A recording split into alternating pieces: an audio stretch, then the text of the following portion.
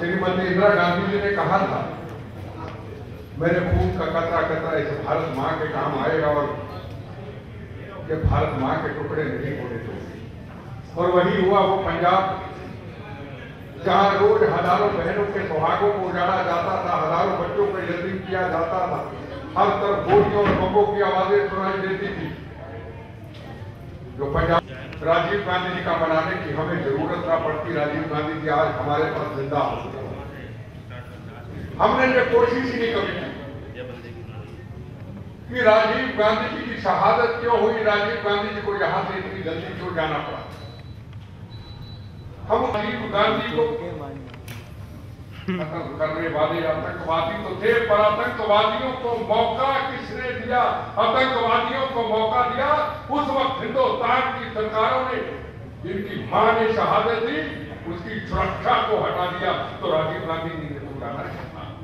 इस तरफ हम कभी नहीं गए, ना पार्टी गई, ना पार्टी के नेता गए। हाँ, ये नारे जरूर सुनते रहा, सुन के थक गए। राजीव जी की समाधि के ऊपर, राजीव जी हमसे जिंदा हैं, आपके कातिल जिंदा हैं। अरे कहते हैं तो करके दिखाते हैं। हमने कहा है तो करके दिखाया है, आतंकवादियों से लड़ा है। राजीव गांधी चाहे आज हमारे बीच में नहीं है, पर हमारी लड़ाई आतंकवाद के खिलाफ भी है और आखिरी दम तक रहेगी। हमने वोटों की खातिर, सत्ता की खातिर हमने उन लोगों से समझौता कर लिया तमिलनाडु के अंदर जो राजीव जी का कत्ल करने वाले थे, जो कातिल थे, उनकी मदद करने वाले थे। आज अगर राजीव गांधी इंदिरा गांधी जी की रूह ऊपर से देखती होगी, रोती होगी, तड़पती होगी, अरे ये तो मेरा नाम ही इस्तेमाल करते रहे। अरे जिन्होंने हमें मार दिया, जिस पार्टी के लिए, जिस भारत माता के लिए हमने खून बहा दिया, वो जरूर कहते होंगे कि नारे झूठे थे, राजीव जी हम शर्मिंदा हैं, आपके कातिल जिंदा है। अरे अड़क और जमीन होनी चाहिए, कुर्सी मिले सत्ता न मिले, पर उनके कातिलों से कभी समझौता नहीं हो सकता। ऐसे फंक्शन करने का कोई फायदा नहीं। फंक्शन करने का तभी फायदा होता है असूलों की बात में, क्योंकि कत्ल करने की जिम्मेदार कौन? आज तक कोई किसी ने आवाज नहीं उठाई। आवाज उठाई तो अंदर से ही आवाज में दबा दिया गया। इस मुद्दे पे आपको सोचना होगा। आज हमारा हिंदुस्तान जो खून से सजा हुआ हिंदुस्तान, शहीद आजम भगत सिंह, राजगुरु सुखदेव, मंगल पांडे, सफाकुल्ला खां, रानी झांसी, जलियांवाला बाग के हिंदू, मुस्लिम, सिख, ईसाई महान कुर्बानियां, खून से सजा हुआ ये भारत। आज भारत की हालत क्या कर दी कुछ लोगों ने? जेएनयू में, जवाहरलाल नेहरू यूनिवर्सिटी में ये नारे रखते हैं कि भारत मां हम तेरे टुकड़े टुकड़े करेंगे। क्या ये नारे रखते हैं कि घर घर अफसर पैदा करेंगे? वो अफसर जिन्होंने कांग्रेस, बीजेपी, सीपीएम, सीपीआई वो पार्लियामेंट के संविधान के मंदिर के ऊपर हम केरला और बंगाल को आजादी लेके देंगे, फिर कहेंगे हम खालिस्तान बनाएंगे। इनकी ऐसी की तैसी से भारत माता को और हम लोग उनमें नेता चले जाते उनको हौसला देने के लिए। क्या कहते? नौजवानों की आवाज को दबा दिया जाता है।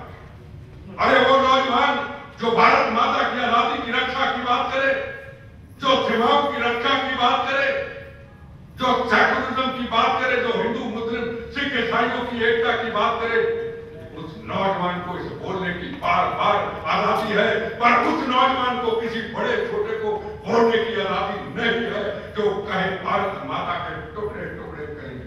अरे भारत मां, दुनिया में एक ही मां, किसी दुनिया के अंदर को देश देखा है जिसके आगे मां कहीं लिखा हो, मां बोला हो? एक मां जो अपने पेट से हमको जन्म देती है, वो मां जो मंदिर गुरुद्वारे में समा के रखती है, उसको तोड़ देगा कोई? यह कभी हिंदुस्तान में नहीं हो सकता, ना हुआ है, ना कभी होने देंगे। पंजाब में खालिस्तान की बात होती थी कि खालिस्तान बनाएंगे, मैं कहा तुम्हारी ऐसी की तैसी बार बार बम और गोलियां सीने पे शरीर पे खाएंगे और खाई, और कहा खालिस्तान जब बनेगा हमारी लाशों पे बनेगा, और खालिस्तान न बना न बनने देंगे। खालिस्तान की जब बात होगी हमारी लाशों से गंदी हनेली की तरह निकल जाएगा, और निकल गया खालिस्तान। हमने जो कहा वो करके दिखाते हैं, हम सिर्फ बोलते नहीं, हम करके दिखाते हैं। और जब जब हम गोलियां चलती थी या चलते हैं, हम शहीद आजम भगत सिंह को याद करते हुए वही कहते हैं, सरफरोशी की तमन्ना अब हमारे दिल में है, देखना है दूर कितना मालूम है जाते हैं। मैं कई बार कहता हूं अपने कांग्रेस के नेता हूं, अरे मैं क्या आपने तो कुर्सी और सदा से दोस्ती कर ली। हमने इंदिरा गांधी और राजीव गांधी के, और वो कांग्रेस जिसने भारत माता को आजादी लेके दी, हमने नहीं, खून से मौत से दोस्ती कर ली। हम अकेले रह गए, हमें कोई फिक्र नहीं, आप कुर्सी सदा के दीवाने हो गए। हमारा रास्ता मौत, आपका रास्ता कुर्सी। हमारी लड़ाई है, चलती रहेगी, क्योंकि हमने इंदिरा गांधी के और राजीव गांधी के असूलों को छोड़ा नहीं। जीवन है क्या, कभी सोच के आपने देखा है? हवा में घूमते रहते, कभी सोच के देखा है आज है कल नहीं रहेंगे? मैंने अपनी आंखों से देखे बार बार बमों से। ये यूथ कांग्रेस के ऑफिस में कितना आरडीएक्स था? 40 किलो आरडीएक्स। वो 40 किलो आरडीएक्स अगर आधा किलो पूरी दिल्ली में लगा दे तो पूरी दिल्ली में उड़ जाए, ये टूटने से शरीर पे लगा दिया।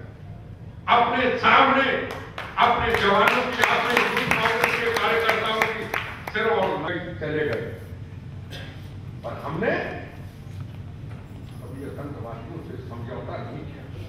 हमने राजीव गांधी, इंदिरा गांधी की शहादत का अपमान नहीं किया और ना कभी करेंगे। हमने मौत को देखा। आज को कहता मैं हिंदू हूं, मैं मुसलमान हूं, मैं सिख हूं, मैं ईसाई हूं, मैं भारत माता की जय नहीं बोलूंगा, मैं वंदे मातरम नहीं बोलूंगा। याद रखिएगा, हिंदुस्तान का मुसलमान पहले भी भारत माता की जय बोलता था, अब भी बोलता है, वंदे मातरम आखिरी दम तक बोलता रहेगा। सिर्फ हमें भुलवाने का चिंता करना है। अब मैं एक अहमद था, बिजनौर के अंदर शहादत हो गई, और पाकिस्तान से जो टीम आई थी पठानकोट का हमला देखने के लिए उसके इंचार्ज थे। और ऐसी जगह पे जाता हूं, हिंदू और मुसलमान और सिख और ईसाई, मेरे से अगर पूछे तेरा धर्म क्या, मगर मेरा धर्म तो कोई नहीं, मेरा धर्म भारत मां, मेरी जात वंदे मातरम। ये भारत माता में शुरू हुआ, जब बम्बो बोलने से जाऊंगा वंदे मातरम बोलता जाऊंगा।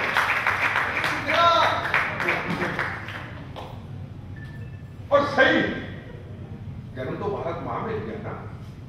भारत मां तो हिंदू मुस्लिम सिख ईसाइयों की सबकी है ना, तो फिर जात कास्ट मजहब धर्म कहां से आ गए? और भगवान से सुबह उठ के रोज प्रार्थना करता हूं, हे मां, हे भगवान, हे अल्लाह, जब कभी मौत आए इतना वक्त दे देना, इतना कह डालूं, भारत माता की जय, वंदे मातरम। धर्म भारत मां, जात वंदे मातरम, बीच में कौन आ गया? मैं मस्जिद में जाता हूं, गिरजा घर भी जाता हूं, गुरुद्वारा भी जाता हूं, मंदिर भी जाता हूं, सब जगह में जाता हूं। ये मैं गलत बात नहीं कर रहा। वो अहमद साहब की बात कर रहा था, उनकी बॉडी आई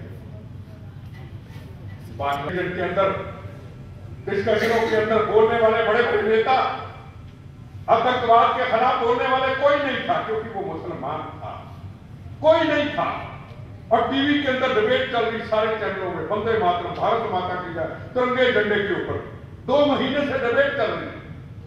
और उस बहादुर मुसलमान भाई की बॉडी हिंदू मुस्लिम सिख ईसाइयों के तिरंगे झंडे में पड़ी है, श्रद्धांजलि दी जा रही है। मीडिया सब वहां है, मैं देख रहा। 4-5 नौजवान तिरंगा झंडा पकड़ा हुआ, सिर पे उनके कैप थी, मुसलमान बच्चे थे, भाई थे, क्या कह रहे थे? हिंदुस्तान की जय, भारत माता की जय, और उसकी शहादत के ऊपर गीत गा रहे थे। आंखों से देखा, कानों से सुना।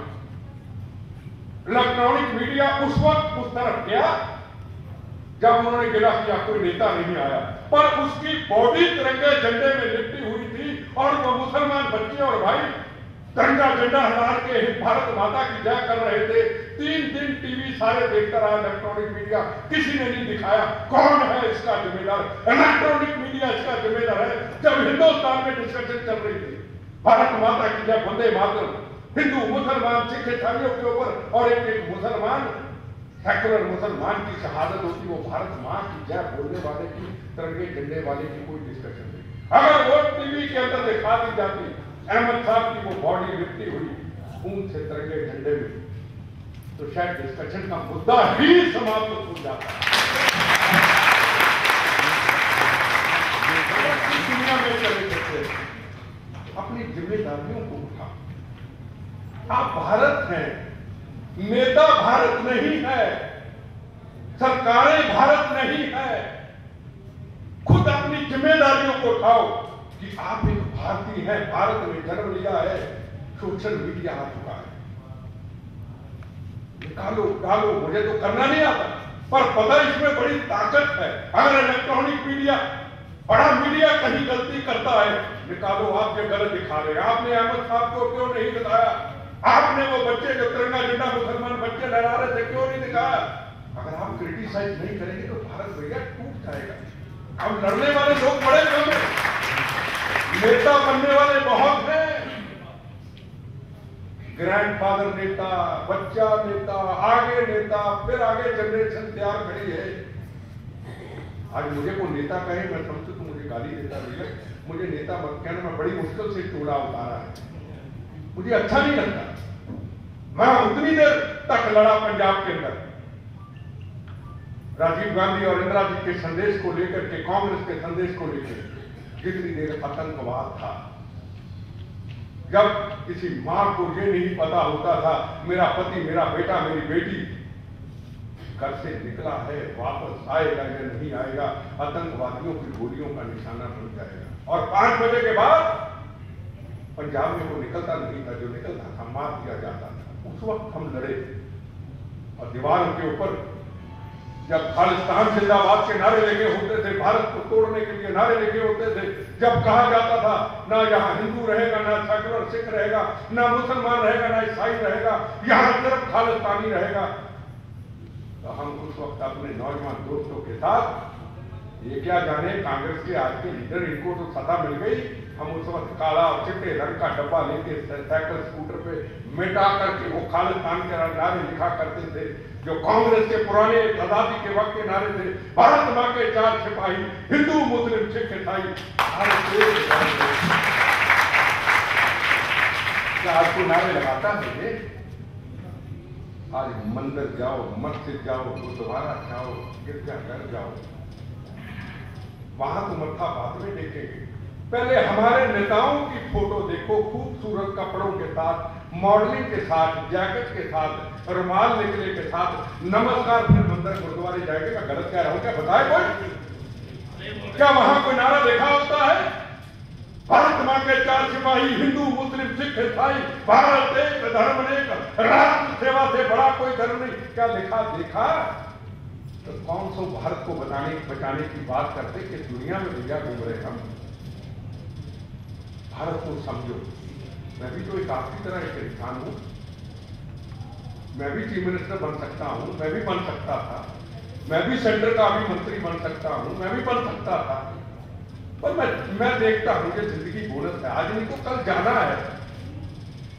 हम गलतफहमी में हैं, हम 3 चीजों को भूल गए जो मैंने जिंदगी में रिसर्च किया इतने बमों गोलियों को खाने के बाद।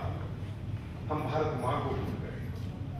भारत मां को भी याद करते हैं, वंदे मातरम तिरंगा झंडा भी आजकल लहराते हैं। आपने देखा होगा ये रामलीला ग्राउंड के अंदर एक आंदोलन चला था अन्ना हजारे जी का। हमने भी सोचा नहीं आजादी मिलने वाली, हम कांग्रेसी होकर कहने लगे भाई हो सकता है इस भारत आतंकवाद से मुक्त हो, ये भारत को नई आजादी मिलेगी, ये भारत करप्शन से मुक्त हो, ये भारत गरीबी से मुक्त हो।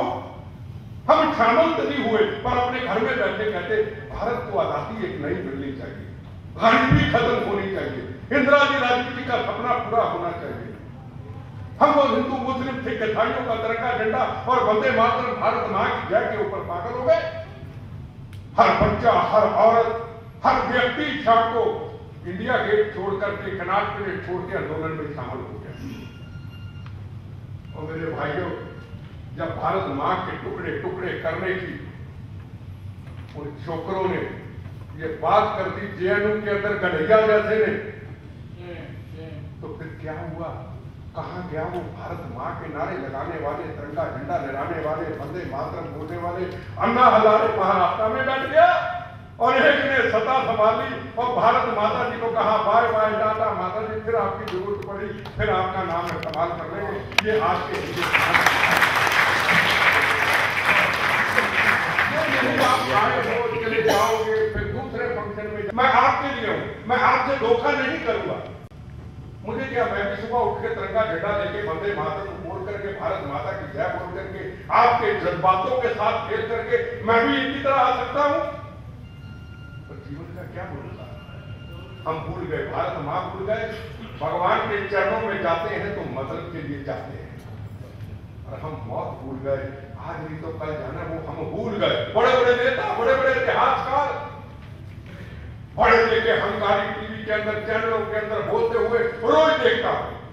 वो जब जन्म देते हैं भारत मां को, उनका जन्म होता है, भगवान जन्म देता है, तो जन्म देके जब फिर वो आगे बढ़ते कहते अब तो जाएंगे अपनी मर्जी से, पैसा कमाओ, लोगों को बेवकूफ बनाओ, वंदे मातरम का नाम ले लो।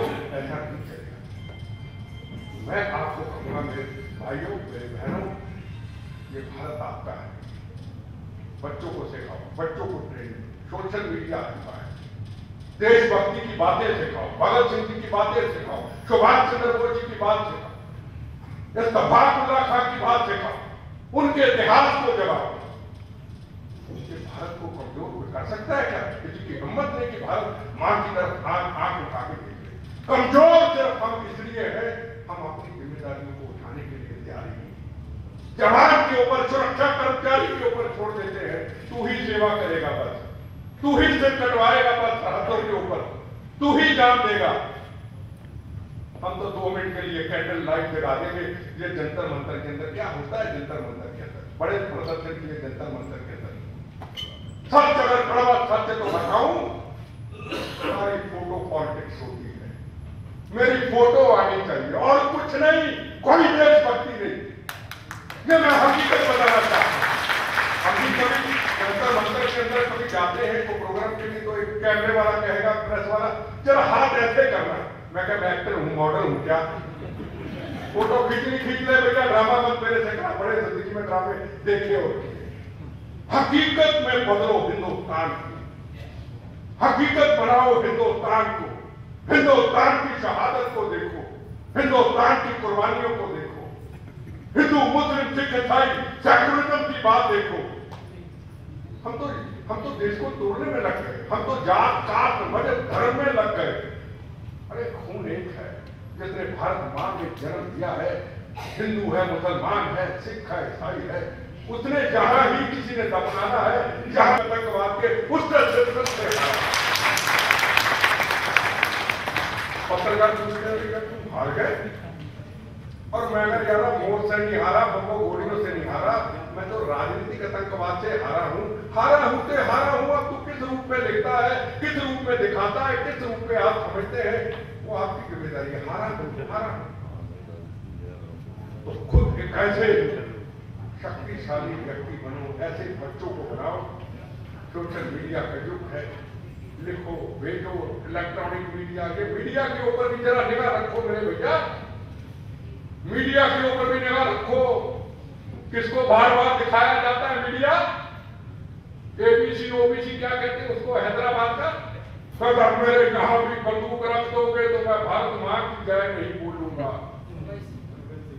सुबह से 5 दिन तक डिस्कशन, चैनलों, बड़े बड़े चैनल, हम नेता चले जाते हैं वहां पे, शाबाश, कमाल कर दी, देश को तोड़ने की बात करें, दिमाग को लगा लो भैया, कहां जा रहे हो आप?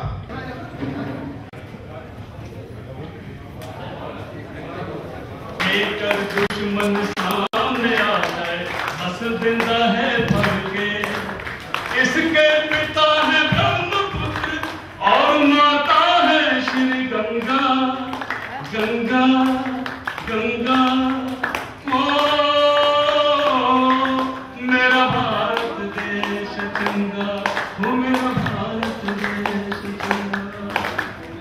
भारत माता की। ये जी हाथ पीछे कर लीजिए। आप लोग जाएंगे प्लीज। अरे नीलेश कहाँ गया?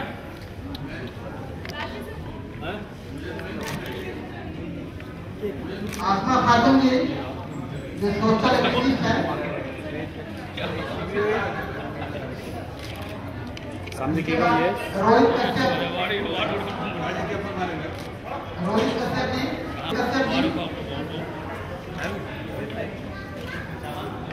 MI गब्बर साहब,